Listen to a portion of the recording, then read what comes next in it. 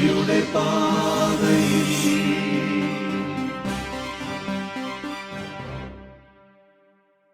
ഈശോ മിശിഹായ്ക്ക് സ്തുതിയായിരിക്കട്ടെ.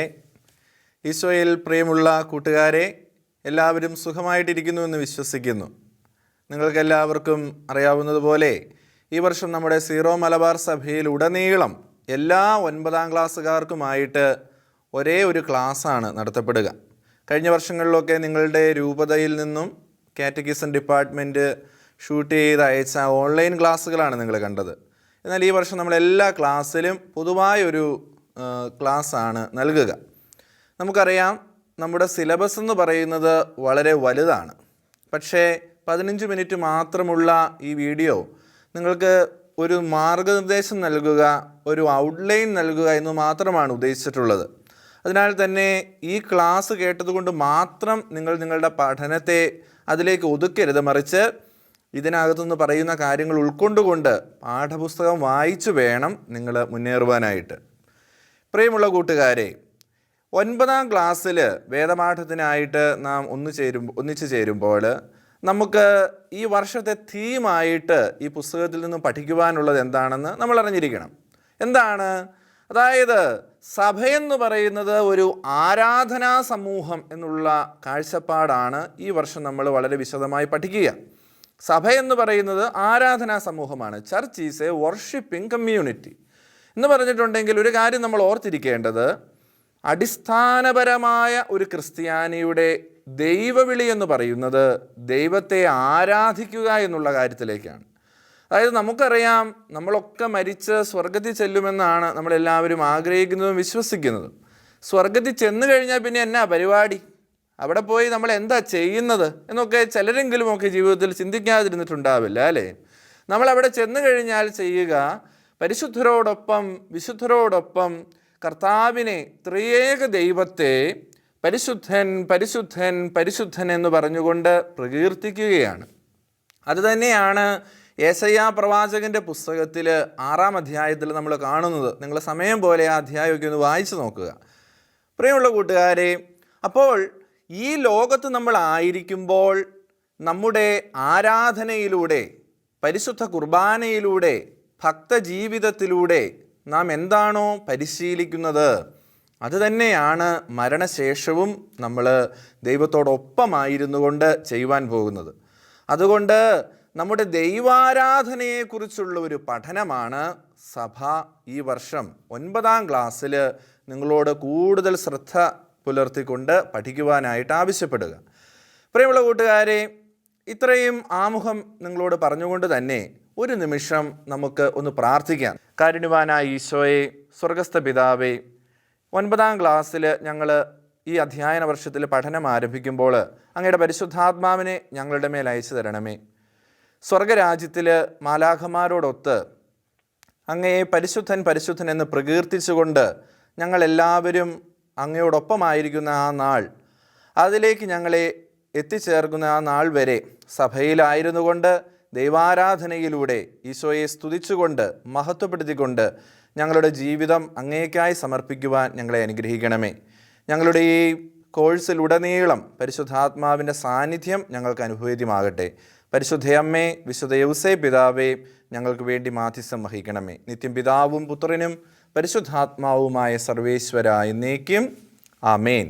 പുസ്തകത്തിൻ്റെ 1ാമത്തെ അധ്യായത്തിൻ്റെ പേര് ദൈവാരാധന എന്നാണ്. അപ്പോൾ ഇവിടെ ആമുഖമായിട്ട് നമുക്കൊരു ഇൻസിഡൻറ്റ് കാണാൻ സാധിക്കും. ബൈബിളിൽ നിന്ന് തന്നെയുള്ള ഒരു ഇൻസിഡൻ്റാണത്. എന്താണത്? യോഹന്നാൻ്റെ സുവിശേഷം 4ാം അധ്യായം 19 മുതലുള്ള തിരുവചന ഭാഗങ്ങളാണ് ആ ഇൻസിഡൻറ്റ്. അതായത് ഇങ്ങനൊരു പാട്ട് നിങ്ങൾ കേട്ടിട്ടുണ്ടോ? നട്ടുച്ച നേരത്ത് കിണറിൻ്റെ തീരത്ത് വെള്ളത്തിനായി ഞാൻ കാത്തിരിപ്പു.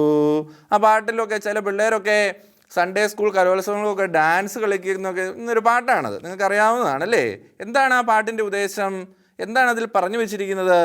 ഈശോയും സമറിയായക്കാരി സ്ത്രീയും തമ്മിലുള്ള ഒരു കണ്ടുമുട്ടലാണ്. യാക്കോബിൻ്റെ കിണറിൻ്റെ സമീപത്ത് വെച്ച് അവർ കണ്ടുമുട്ടുകയാണ്. അവരുടെ സംഭാഷണത്തിൻ്റെ മധ്യത്തിൽ ഈശോ സമറിയായക്കാരി സ്ത്രീയോട് പറയുന്ന ഒരു വലിയ കാര്യമുണ്ട്. ആ കാര്യമാണ് ഈ വർഷത്തെ നമ്മുടെ ഈ കോഴ്സിൻ്റെ ഉടനീളമുള്ള തീം എന്താണത്? സത്യത്തിലും ആത്മാവിലും ദൈവത്തെ ആരാധിക്കുക.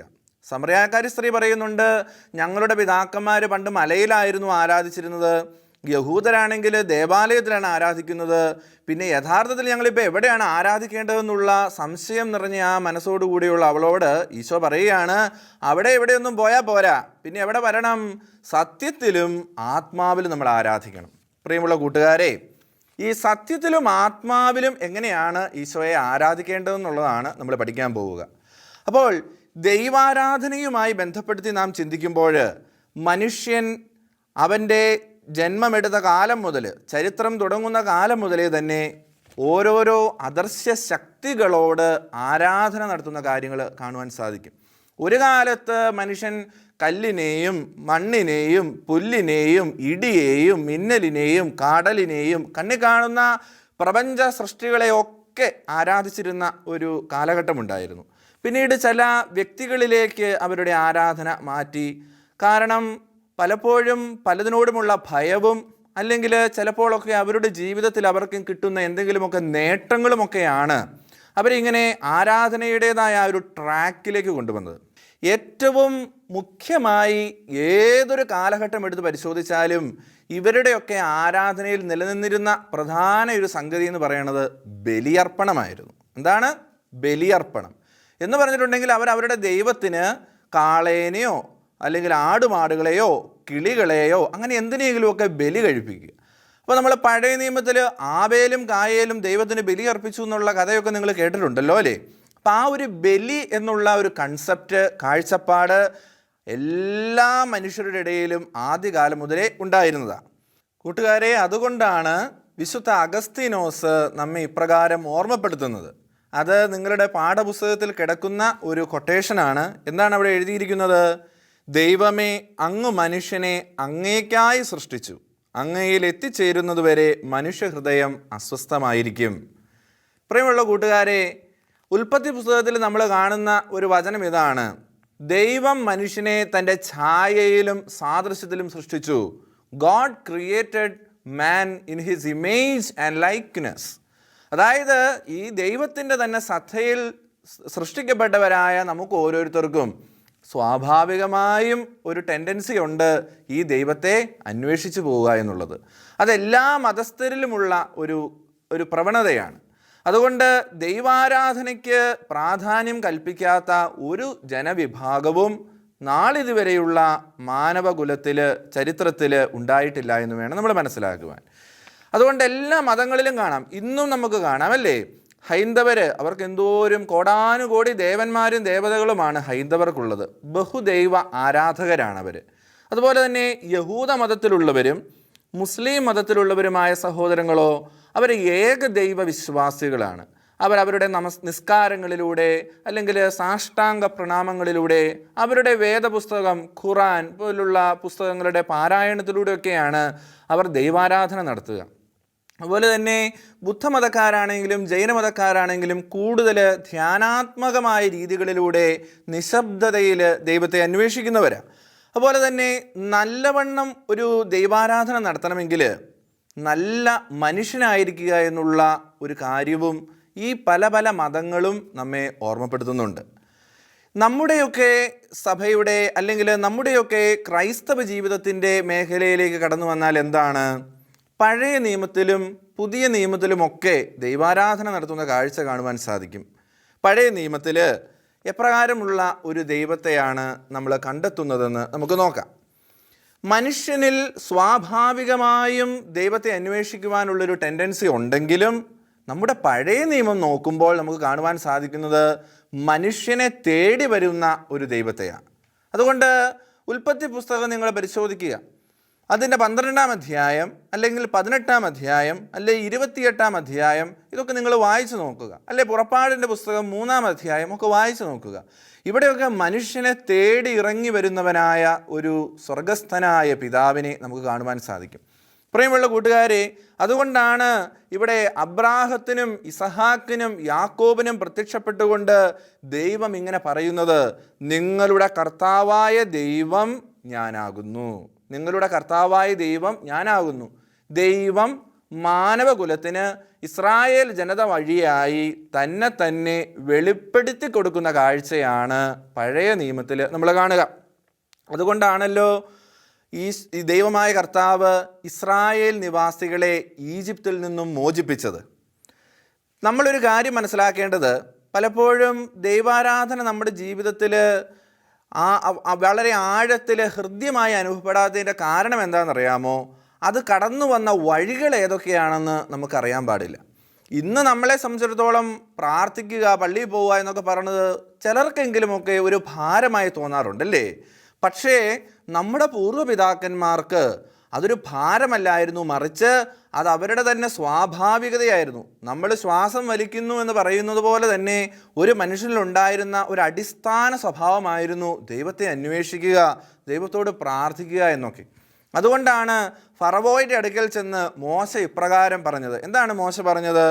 3 ദിവസത്തെ യാത്ര ചെയ്ത് മരുഭൂമിയിൽ ചെന്ന് ഞങ്ങളുടെ ദൈവമായ കർത്താവിനെ ആരാധന അർപ്പിക്കുവാൻ ഞങ്ങളെ അനുവദിക്കുക. അപ്പോൾ ഫറവോ ഇത് കേട്ടപ്പോൾ സമ്മതിച്ചോ? സമ്മതിച്ചില്ല അല്ലേ? പല വിധത്തിൽ അവരെ പറഞ്ഞു വിടാതിരിക്കാനായിട്ട് ശ്രമിച്ചു.